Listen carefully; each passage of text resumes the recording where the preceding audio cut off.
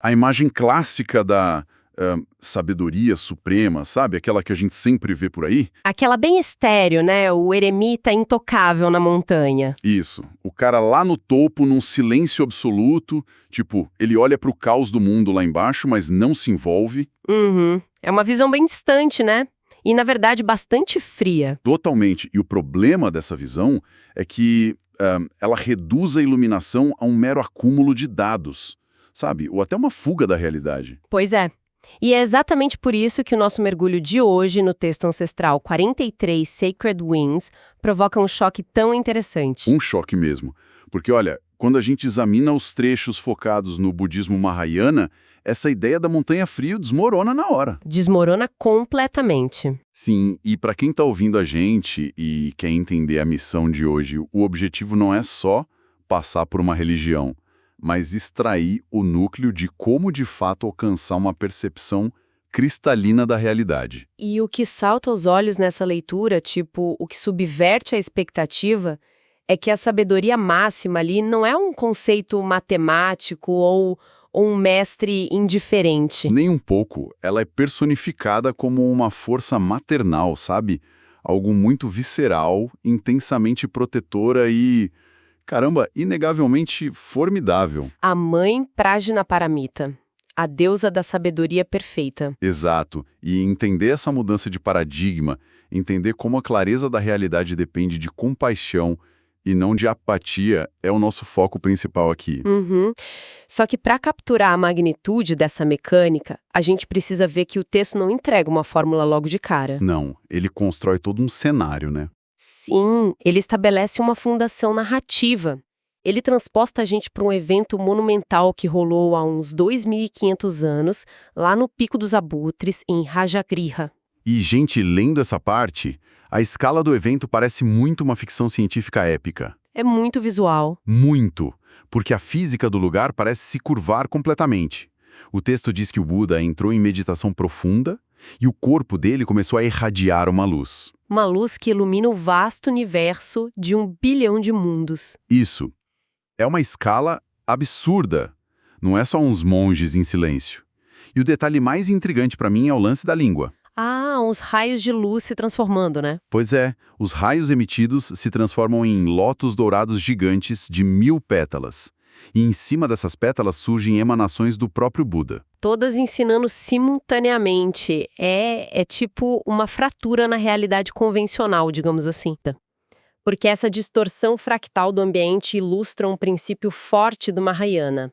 A verdade não está presa a um único corpo físico, sabe? Certo. O palco precisava ser gigantesco, assim, para comportar a revelação da força que, no fim das contas, sustenta tudo isso. E aí a gente entra na figura da Prajnaparamita. E é fascinante porque o nome dela não é só um título honorífico, né? Não mesmo. Se a gente desmembrar o sânscrito, Prajna traz o peso da sabedoria transcendental, aquele insight profundo que rasga a ilusão, e Paramita remete às virtudes perfeitas. Ela é a essência da palavra divina encarnada, a mãe de todos os Budas. Sabe uma coisa que eu fiquei pensando? Tentando ancorar essa grandiosidade numa coisa mais palpável para o nosso dia a dia, a dinâmica dela me lembra muito a arquitetura de computadores. Arquitetura de computadores. Como assim? Tipo, ela não parece uma deusa sentada dando conselhos. Ela atua como um sistema operacional fundamental do universo. Ah, entendi. É uma boa analogia. Porque se a gente pensar nos Budas, sabe, nessas emanações no Pico dos Abutres, eles operam como aplicativos. Softwares de alta performance? Exato. Eles são super úteis executando tarefas cruciais, mas sem o sistema operacional de base para compilar a linguagem, alocar memória, nenhum aplicativo roda. A tela da realidade ficaria preta. Perfeito, a tela ficaria preta. Prajnaparamita é o código-fonte da iluminação. E o legal dessa tua analogia é que bate certinho com o que o texto fala sobre proteção, porque um sistema operacional robusto não só roda programa, ele protege o hardware. Tem um antivírus integrado ali. Total. O discípulo Shariputra, no texto, recita um hino dizendo que ela é uma fonte inesgotável de luz que apaga a escuridão, ela protege amorosamente os seres vulneráveis. Gerando aquela confiança de diamante, né? Isso. um estado de ausência de medo inabalável. Ela gera os Budas sem aquele apego comum, garantindo que o ensino continue rodando num ambiente seguro. Tá, mas então se a Prajnaparamita é esse sistema rodando na base da realidade, o que acontece quando a gente consegue baixar esse código na nossa cabeça? Bom, o resultado não é aquele eremita indiferente do começo. O resultado é o Bodhisattva. A figura central do grande veículo, do Mahayana. Exatamente. E para entender o Bodhisattva, a gente tem que repensar totalmente o propósito do desenvolvimento espiritual. Porque não é mais uma busca solitária para parar de sofrer. Não, o Bodhisattva busca a iluminação perfeita com um objetivo inegociável: ajudar os outros, salvar os outros. Eles fazem um voto de abrir mão do próprio nirvana. E aqui, sinceramente, tem uma fricção brutal com a nossa mentalidade de hoje. Como assim? Pensa bem, a nossa sociedade inteira é construída, desde que a gente é criança, em cima da vantagem competitiva. A recompensa é cruzar a linha de chegada primeiro e garantir o seu, sabe? O foco é totalmente individualista. É. E na jornada budista, o nirvana é a linha de chegada definitiva, é o fim do sofrimento. Aí vem o Bodhisattva, treina a vida inteira para essa maratona. E a 1 milímetro de vencer... Ele para, ele olha para trás e decide: eu não vou cruzar a linha até que todos os outros bilhões de seres cruzem primeiro. Cara, do ponto de vista da preservação individual, isso soa quase insano. Soa mesmo. Qual é a força motriz por trás de uma abnegação tão extrema? Então essa força tem um nome: Bodhisattva.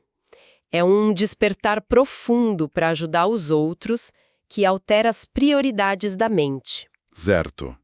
Mas como manter isso? É aí que entra o texto do autor Lex Hixon, que está nas nossas fontes. Ele usa uma imagem muito forte para explicar como eles aguentam isso por várias vidas. Ele diz que o Bodhisattva bebe do leite materno do insight transcendente da Prajnaparamita. Caramba! De novo a imagem materna sustentando a operação toda. Pois é. E a Elizabeth Clare Prophet alerta muito sobre isso. Ela diz que se você estuda o budismo só como um exercício cerebral, sem entrar nesse espírito compassivo, você perde a essência. Seria como tentar ler o código de um programa sem nunca apertar o play, né? Perfeito. A compaixão não é um bônus da iluminação. Ela é o motor que faz a iluminação funcionar na prática. Nossa, isso muda tudo. A sabedoria deixa de ser quantos textos a pessoa decorou e passa a ser a capacidade de suportar a dor do mundo para ajudar. Exatamente. Mas beleza, entendida essa motivação super radical, como é que o texto 43 Sacred Wind mapeia o caminho? Porque tem que ter uma rota prática para não se perder, né? Com certeza. O texto parte do princípio de que a gente já entende as 4 nobres verdades, né? Que a vida é sofrimento, a causa é o desejo, existe a libertação e o caminho é o caminho óctuple. Isso, e o foco principal ali é o caminho do meio do Buda Gautama. Evitar tanto a autoindulgência total quanto a automortificação extrema. Mas a prática diária se dá através da aquisição das 10 perfeições, as paramitas. As virtudes, né? O texto cita coisas como coragem, paciência, verdade, resolução. Sim, e a gente precisa olhar para a mecânica de como essas virtudes são adquiridas.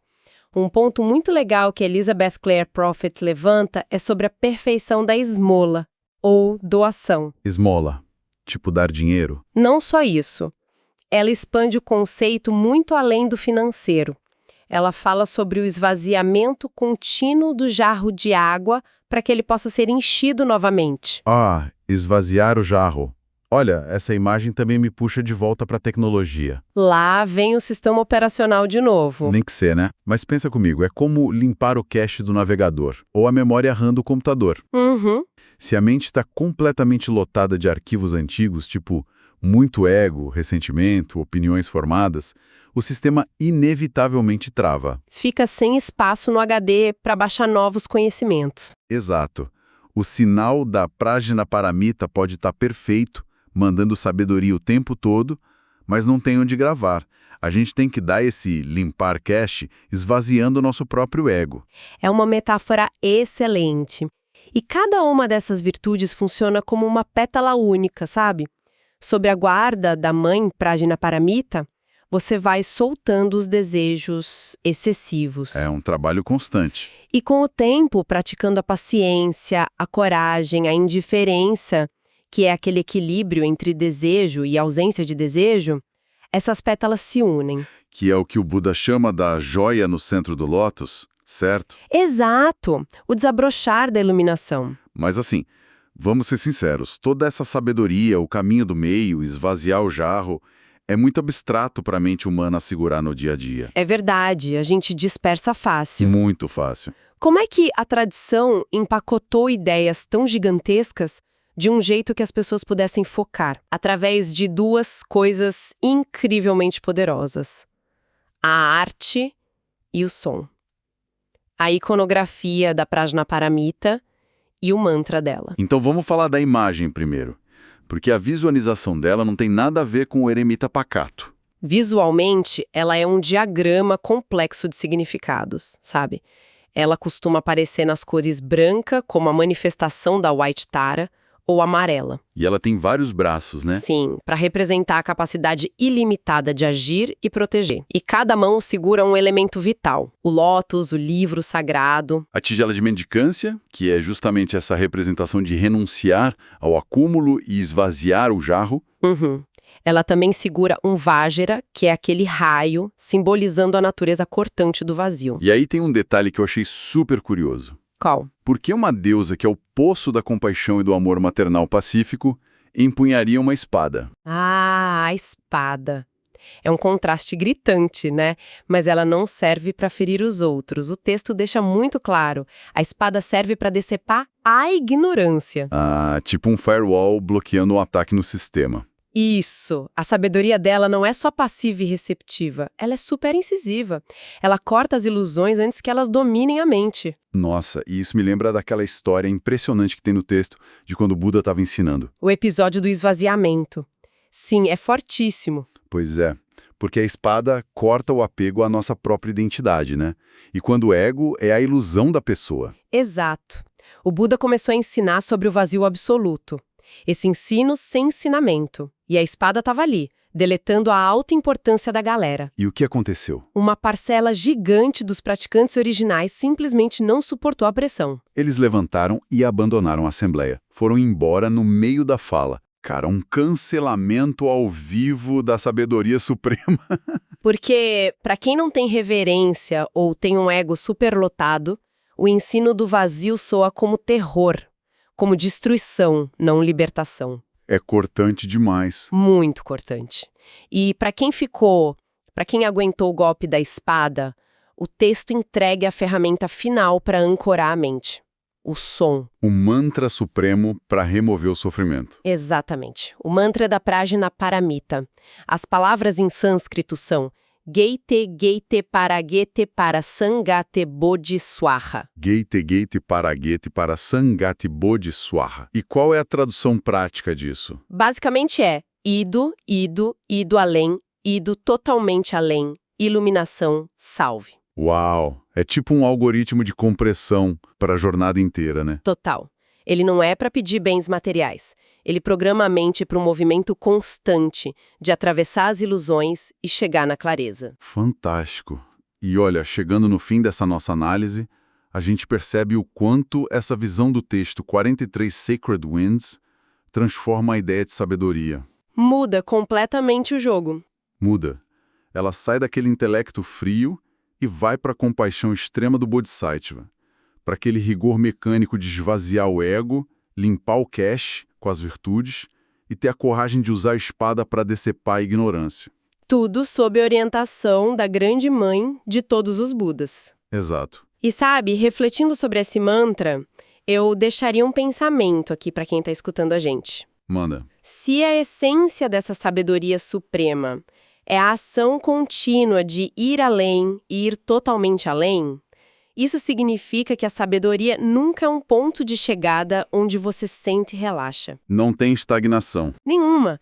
Então, a provocação é: qual é aquela convicção absoluta, aquela certeza inflexível que você tem hoje no seu dia a dia e que precisa ser deixada para trás agora, para que a sua mente possa, de fato, ir além. Nossa, é para ficar pensando o dia inteiro, porque a montanha do eremita, no fim das contas, não é um refúgio, é uma plataforma de lançamento. Obrigado a todos que acompanharam essa nossa jornada filosófica super profunda. A gente espera que tenha sido tão fascinante para quem ouviu quanto foi para a gente analisar. Até o próximo mergulho.